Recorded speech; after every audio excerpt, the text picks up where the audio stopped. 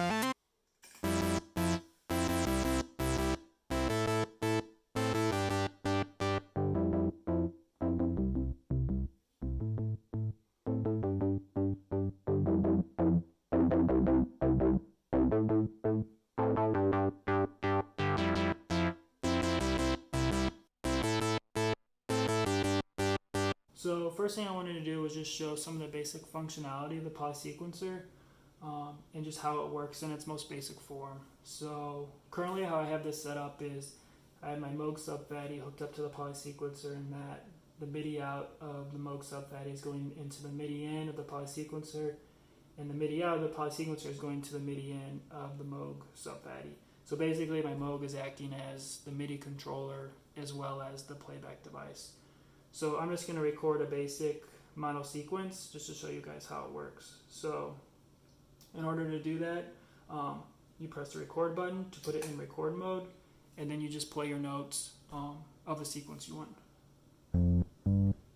And as you can see, as I play through, the green LED light indicates showing that step has a note associated to it.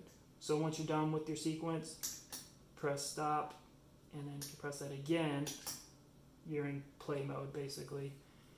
And how I have this set up is this button also can step through that sequence. So first let's just do that.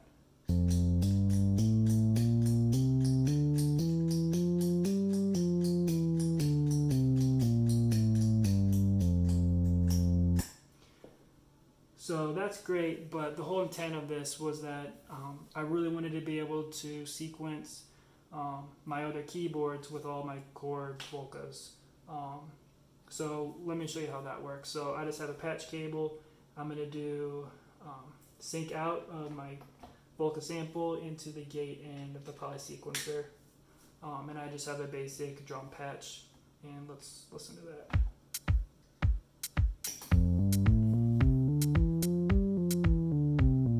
So very simple, but it gets the point across, and then I can adjust the tempo just to prove that it is truly synced together.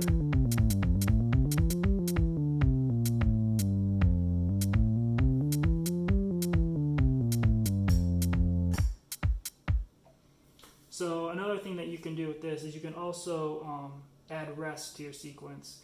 So, and that's really simple. So let's create a new patch here.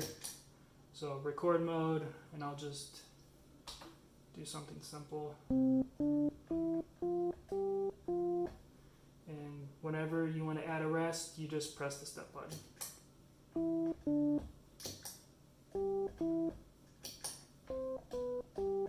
So let's just listen to that now.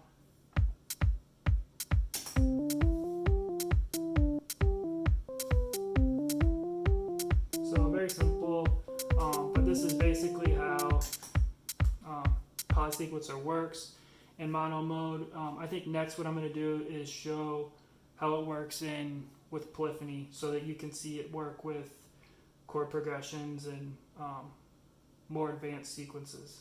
So I'm going to switch up my setup and then I'll be right back.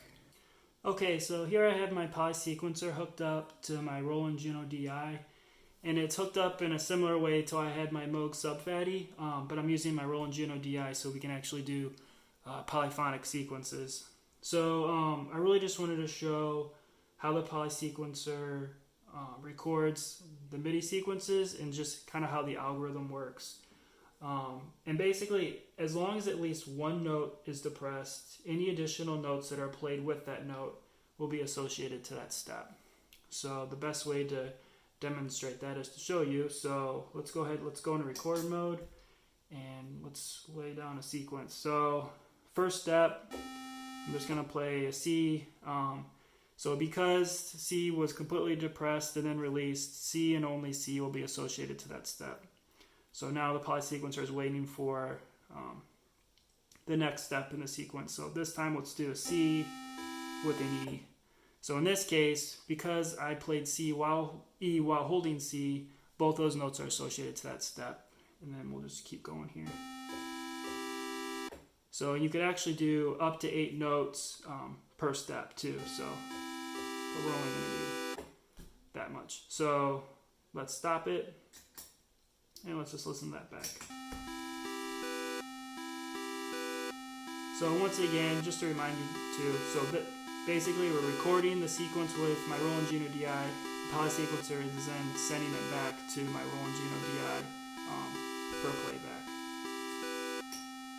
So typically how I use a polysequencer is by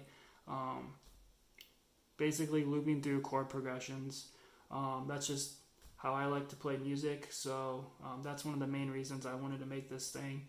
So let's go ahead and do that. Let's record a quick chord progression here. So go back to record mode, and I'm just going to play some chords.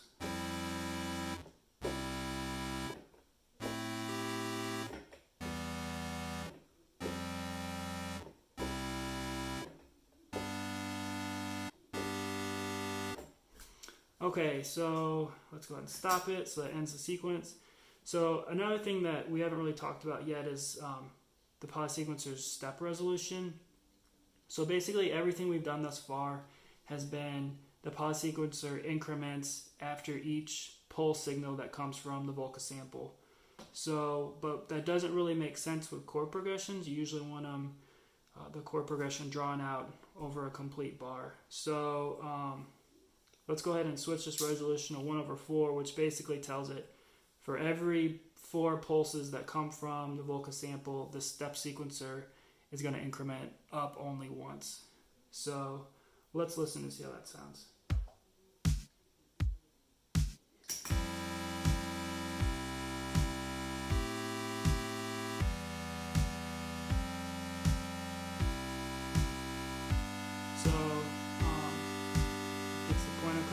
So another really cool thing about this is you can daisy chain through the polysequencer to other Korg Volcas the same way that the sync in and out on the Korg Volcas work. So we can do gate out to sync in, and then we can add a voice here.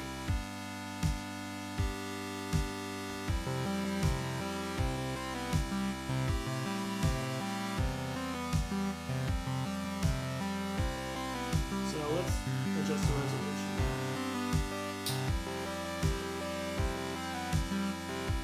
So as you can hear, the chord progression is twice as long, just based on changing the resolution. And basically that's it. That's the polysequencer. I'm thinking about maybe manufacturing them if I can get enough interest. So if this is something that you would want, send me a message.